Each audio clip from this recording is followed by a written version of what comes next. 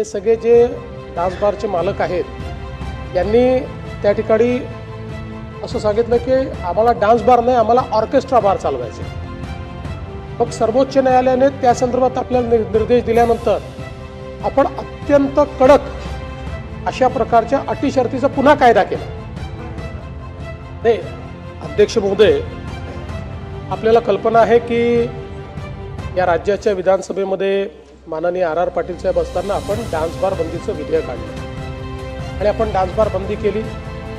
त्यानंतर सर्वोच्च न्यायालयाने ते आपलं विधेयक निरस्त केलं.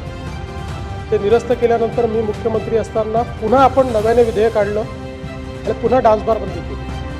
पुन्हा ते सर्वोच्च न्यायालयामध्ये गेलं आणि सर्वोच्च न्यायालयाने ते निरस्त करताना त्यावेळी हे सगळे जे डान्स बारचे मालक आहेत यांनी त्या ठिकाणी असं सांगितलं की आम्हाला डान्स बार नाही, आम्हाला ऑर्केस्ट्रा बार चालवायचे. मग सर्वोच्च न्यायालयाने त्या संदर्भात आपल्याला निर्देश दिल्यानंतर आपण अत्यंत कडक अशा प्रकारच्या अटी शर्तीचा पुन्हा कायदा केला.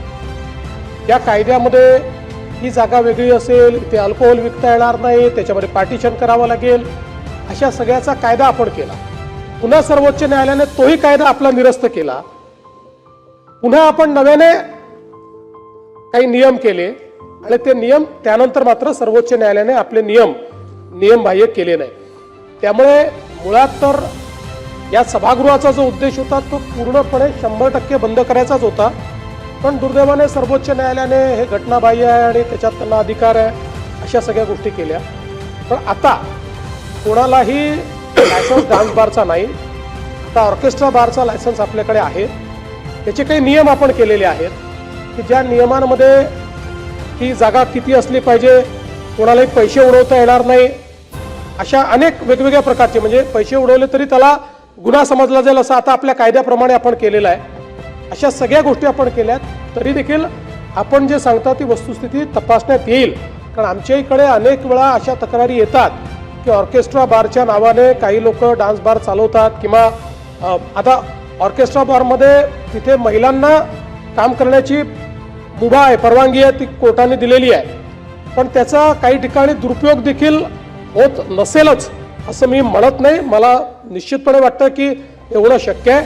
त्यामुळे आपण जे पनवेलचं सांगितलेलं आहे त्याची तपासणी पुन्हा एकदा केली जाईल.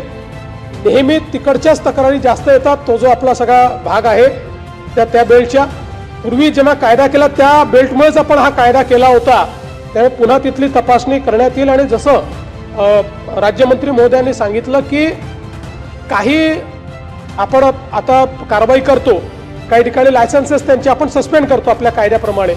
पण असं लक्षात येतं की सस्पेंड झालं, 15 दिवस बंद ठेवला, पैसे पुन्हा भरले की पुन्हा तशाच पद्धतीनं ते सुरू करतात. त्यामुळे कालच आम्ही त्याचे आदेश दिलेले आहेत की एकदा सगळ्या निर्णयांची तपासणी करून त्यांना जी काही फेअर सुनावणी असते किंवा प्रिन्सिपल ऑफ नॅचरल जस्टिस असतो याचा एकदा नीट विचार करून 3 वेळा किंवा 5 वेळा असं काहीतरी एक आपल्याला ठरवावं लागेल की जर त्यांचं उल्लंघन झालं तर मात्र मग त्यांना परमनंटली ते बंद करण्याचा कायद्यामध्ये तरतूद करायची. तर त्या संदर्भात काल आमची बैठक झालेली आहे. त्या बैठकीनंतर लॉ अँड ज्युडिशियरीला तसं सांगितलंय. आमचा प्रयत्न असेल की याच अधिवेशनात किंवा फारदर पुढच्या अधिवेशनापर्यंत कायद्यामध्ये अशा प्रकारची तरतूद आम्ही करणार आहोत.